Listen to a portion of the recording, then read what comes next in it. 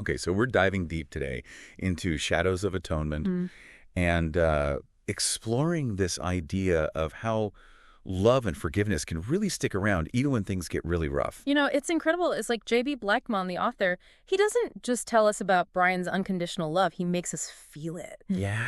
The way Brian just keeps cherishing Elizabeth and Alex, even after, all the hurt, all the betrayal, it's powerful. It says something about what humans are capable of. It really does.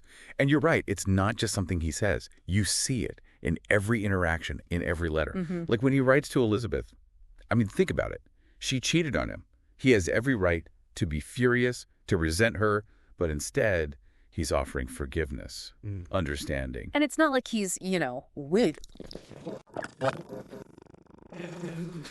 He chooses to forgive, to rise above it. That's strength right there, real strength. It makes you think. What does it take to forgive like that? When someone betrays you so deeply, it's almost, I don't know. It's superhuman. Yeah, superhuman. Funny you should say that. Because, well, we'll get to it, but that idea of Brian being somehow, more than human, it comes up later. But even without all that, even if he was just a regular guy, that ability to forgive, it's a powerful reminder of what makes us human. Choosing empathy, understanding, instead of bitterness, resentment. Absolutely. And you see that same choice in how he treats Alex. Oh, absolutely. He knows he messed up as a father. He admits it. And he's genuinely sorry. He wants Alex to forgive him. That's what makes him so relatable, I think. He's not some perfect hero. He's a guy trying to deal with his own flaws, trying to make things right. And his love for Alex, it just comes through in every word. When he asks for forgiveness. Yeah, like even when his own life feels like it's falling apart, his love for his family is this anchor. It's what leads him to leave that note, the one that makes Elizabeth and Alex think he might be suicidal. And it sets them off on this desperate search. And that search, it's like a treasure hunt, almost, with all the clues he's left behind. Like he planned it. Right. The phone with all the photos, the message carved on the stone, the map with the marked locations. It's like he's saying, come find me, but also try to understand me. And that's where things get really interesting. Because we discover Brian's secret life online. And suddenly, we see a whole new side of him. Yeah, he's spending years online. But he's not just escaping. He's helping people. This young barista with anxiety, a guy who's about to end it all. People who are grieving. He's there for them. It's a wild contrast, isn't it? Yeah. He's in so much pain himself.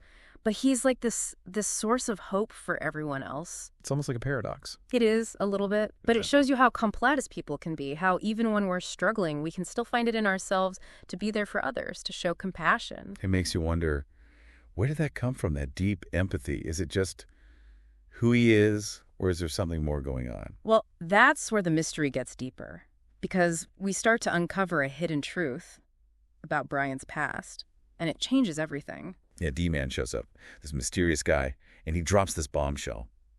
Brian was part of some secret military program designed to enhance human potential. Right, and suddenly we have to ask ourselves, could that be where his empathy comes from? His ability to connect with people so deeply, or is it something deeper, something that goes beyond any kind of genetic manipulation? It's like the story shifts gears completely, from family drama to, like, sci-fi thriller. It does. But even with all these crazy elements, the core of it, it's still about that unconditional love and forgiveness. Absolutely. It's like Blackmon is saying, hey, true strength, it doesn't come from superpowers.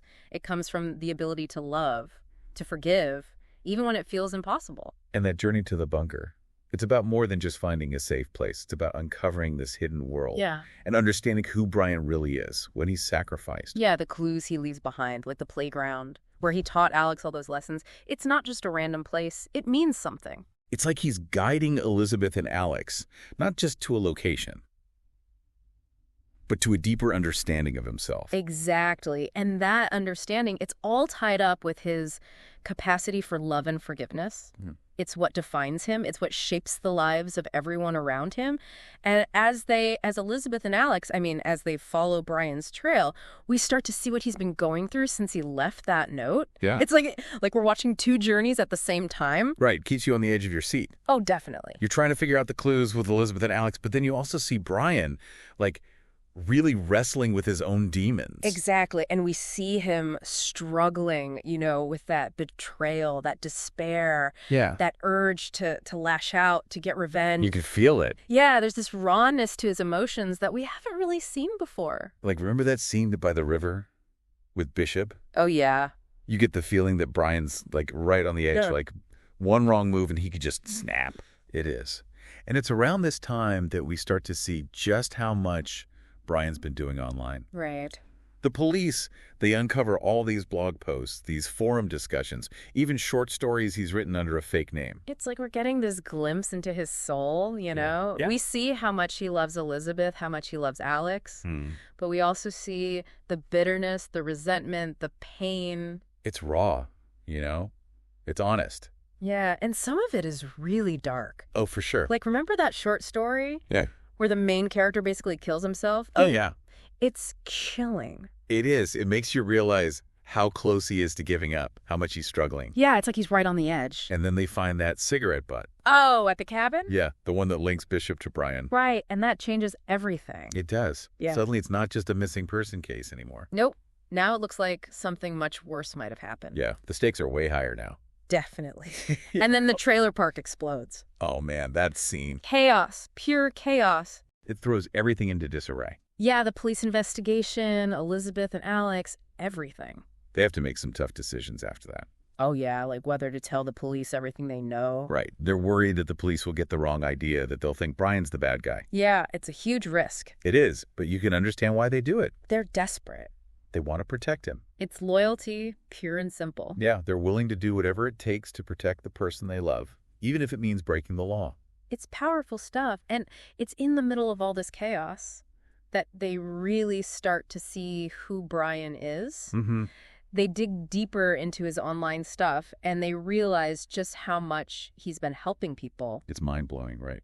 It is. He's helped students, people who are suicidal, families who are grieving, and he never asked for anything in return. Never wanted credit. Nope, just pure compassion. It makes you wonder, how can someone be going through so much pain themselves and still be so giving?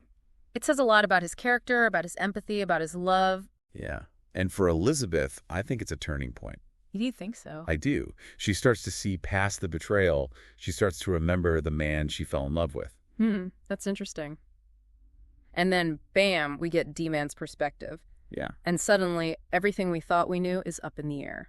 Talk about a twist. That's a big one. So this guy, D-Man, he says he's been watching Brian for years. That he's been manipulating events in Brian's life, protecting him from this shadowy organization. Right. The ones who want to exploit his abilities. It's kind of creepy, honestly. Yeah, a little bit. Like someone's been pulling the strings all along. Exactly. And then we find out about Brian's genetic enhancements. Oh, yeah, that's a game changer. It's not just about physical strength or intelligence. It's about something more. Unlocking some hidden potential.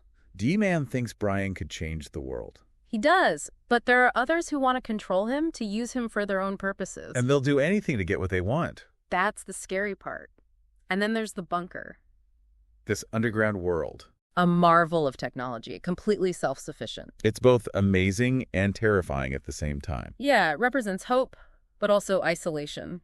Can Brian and his family really survive down there, cut off from everything they know? That's the question, isn't it? Can they adapt? Will they be happy? And what about everyone else? Will they ever learn the truth about Brian? About what happened to him, about what he's capable of. It's a lot to think about. It is. Blackmon really leaves us hanging at the end. He does. We're left wondering what's next. What's Brian's destiny? Will he embrace his abilities? Will he find peace?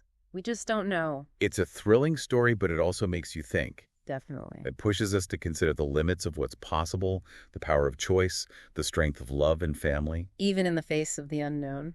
So it's like this whole scavenger hunt. Brian sets it up. Each clue, it's like a piece of the puzzle, you know? And this time, the message, it takes Elizabeth and Alex to the playground. And that's not just any place, right? Oh, no, not at all. The playground, it's where Alex grew up, basically. Where Brian taught him about, about bouncing back. When life knocks you down. Yeah. And it makes you wonder, is it D-Man leaving these clues? or someone else. Yeah. But whoever it is, they're not just sending Elizabeth and Alex to places. It's like they're making them feel things, too. Right. Like each stop, it's a challenge, face your past, see Brian in a new light. Exactly. And then there's that golf ball. As a clue, it seems so random. Yeah. But D-Man, he's so careful, so deliberate. There's got to be a reason. Could be a symbol, like Yeah. a metaphor. Or, I don't know, maybe it's a real clue, something that unlocks the next step. Yeah. And just when they think they're going to find Brian at the playground, Yeah. they run into David, the guy Brian saved from suicide. Wow, what a coincidence. Right. But is it really a coincidence? It's like, it shows you how much impact Brian has on people's lives, even when he doesn't realize it. Makes you think, doesn't it? Yeah. What we do matters.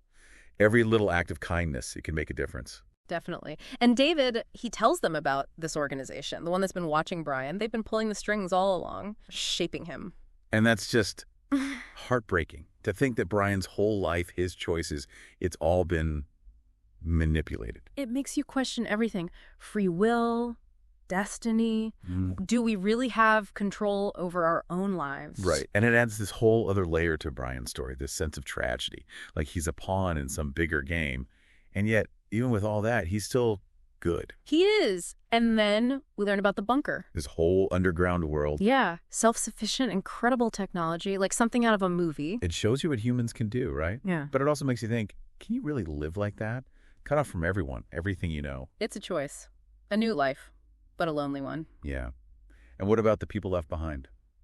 Will they ever know the truth? About Brian, about what's really going on. This book, Shadows of Atonement, leaves you with so many questions. But it also makes you wonder. It's a story about what it means to be human, about love, forgiveness, the choices we make when things get really tough. Yeah. It reminds you that even in the darkest times, there's still hope, that love can survive anything, and that the things we do, they matter more than we realize. So where do we go from here? What happens to Brian and his family? What do you think? That's the beauty of it, right? It's up to you to imagine. What choices will they make? What sacrifices will they have to face? What kind of future will they build? That's something for you to think about. As we wrap up our deep dive into Shadows of Atonement, it's a story that makes you think about what it means to be human, about the power of choice, and about love, forgiveness, and the strength they give us. And like always, the most important question is, what did you take away from it? What did it make you feel? Yeah. Think about those questions. See where they take you. And until next time, keep searching. Keep asking questions. Keep diving deep.